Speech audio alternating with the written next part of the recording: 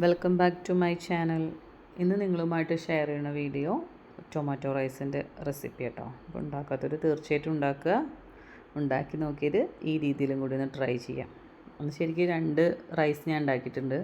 എൻ്റെ മോൾക്ക് സ്കൂളിലെ കാരണം അവൾക്ക് കുറച്ച് ഫ്രൈഡ് റൈസും ചില്ലി ഗോബി ഉണ്ടാക്കിയിട്ടുണ്ടായിരുന്നു. ഞങ്ങൾക്ക് കുറച്ച് ടൊമാറ്റോ റൈസ് ഉണ്ടാക്കാൻ പോവാം. നമ്മൾ ഇൻഗ്രീഡിയൻസ് ഒക്കെ റെഡിയാക്കി വെച്ചാൽ പെട്ടെന്ന് തന്നെ നമുക്ക് ഉണ്ടാക്കിയെടുക്കാൻ പറ്റണം. ഒരുപാട് കറികളൊന്നും ആവശ്യമില്ല. ഞാൻ വെളിച്ചെണ്ണയിലാണ് ഉണ്ടാക്കുന്നത്. നിങ്ങളുടെ ഇഷ്ടത്തിന് ഗീയോ ബട്ടറോ സൺഫ്ലവറിലോ ഉണ്ടാക്കാം കേട്ടോ. ഞാൻ ഒരു പാൻ അടുപ്പത്ത് വെച്ച് വെളിച്ചെണ്ണ ഒഴിച്ചു. അതിലേക്ക് ഇഞ്ചി വെളുത്തുള്ളി 1 ടേബിൾ സ്പൂൺ ഇട്ടിട്ടുണ്ട്. പേസ്റ്റാണ് ഇട്ടത്. പിന്നെ പട്ട ഗ്രാമ്പൂ ഏലക്കായ ബേ ലീഫ് കയ്യിലുണ്ടെങ്കിൽ ബേ ലീഫ് ഇടാം കേട്ടോ. ഒരു വലിയ സവാള അതും കൂടിയിട്ട് നന്നായിട്ട് വഴറ്റി കൊടുക്കുക. നമ്മുടെ ടൊമാറ്റോ റൈസിന് വേണ്ട പച്ചമുളകാണ് അതിൻ്റെ എരിവിനായിട്ട് യൂസ് ചെയ്യുന്നത് കേട്ടോ. അപ്പോൾ 2 വലിയ പച്ചമുളക് ഇട്ട് കൊടുത്തിട്ടുണ്ട്. അല്പം ഉപ്പും കൂടി ഇട്ടൊന്ന് വാട്ടി കൊടുക്കുക. നന്നായിട്ട് വാടി വരുന്ന സമയത്ത് നമുക്കിതിലേക്ക് മഞ്ഞൾപ്പൊടി ആഡ് ചെയ്യാം. ഒരു 1/4 ടീസ്പൂണ് മഞ്ഞൾപ്പൊടി ഇട്ട് കൊടുത്തിട്ട് നന്നായിട്ട് വാട്ടി കൊടുക്കാം. ഇനി ഇതിലേക്ക് മുളക് പൊടി എന്ന് പറഞ്ഞാൽ കാശ്മീരി മുളക് പൊടിയാണ് യൂസ് ചെയ്യുന്നത്. സാധാരണ എരിവുള്ള മുളക് പൊടി യൂസ് ചെയ്യരുത്. നമുക്കിതിലേക്ക് വേണ്ടത് കാശ്മീരി കളറിനും ഭംഗിക്കും വേണ്ടിയിട്ടാണ് നമ്മൾ യൂസ് ചെയ്യുന്നത്. എരിവ് എന്ന് പറഞ്ഞത് നമ്മൾ ആ പച്ചമുളകിൻ്റെ എരിവ് മാത്രമേ ഉണ്ടാകുന്നുള്ളൂ.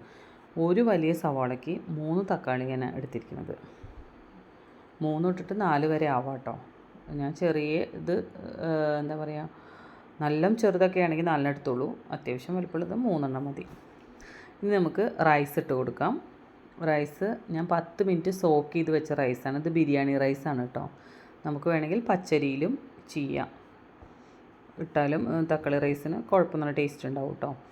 നന്നായിട്ട് മിക്സ് ചെയ്ത് കൊടുക്കുക. അരി ഇങ്ങനെ വിട്ട് കിട്ടാൻ വേണ്ടിയിട്ടാണ് നമ്മളിങ്ങനെ എന്താ പറയുക, ഇതിലിട്ടിട്ട് മസാലയിലിട്ടിട്ടൊന്ന് ഇളക്കണം. നല്ലൊരു ഫ്ലേവർ ആവും അപ്പോൾ കേട്ടോ.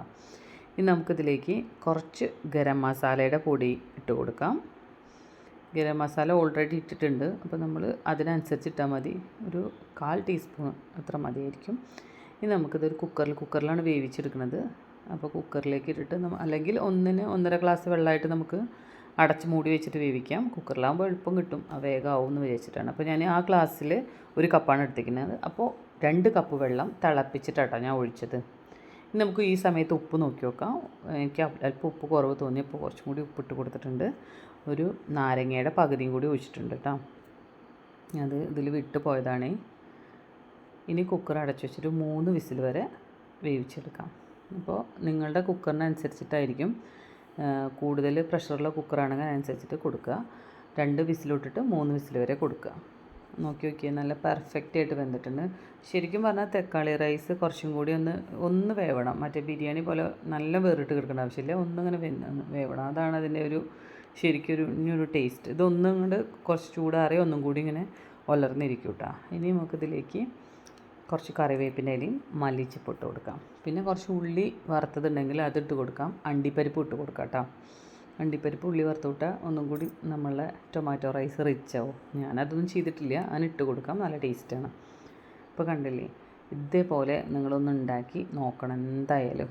കാരണം ഒരുപാട് ഓരോ രീതിയിൽ ചെറിയ ചേഞ്ചുകളൊക്കെ ആയിട്ടും ഉണ്ടാക്കുന്നുണ്ടാവുക. ഈ രീതിയിൽ ഉണ്ടാക്കാത്തവരൊന്ന് ട്രൈ ചെയ്ത് നോക്കി നോക്കും.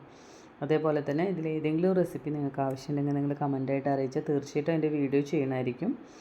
അപ്പോൾ ഇതുവരെ തന്ന സപ്പോർട്ടിന് നന്ദി. വീഡിയോ കാണുക, ഷെയർ ചെയ്യുക. Okay, Tata, bye bye.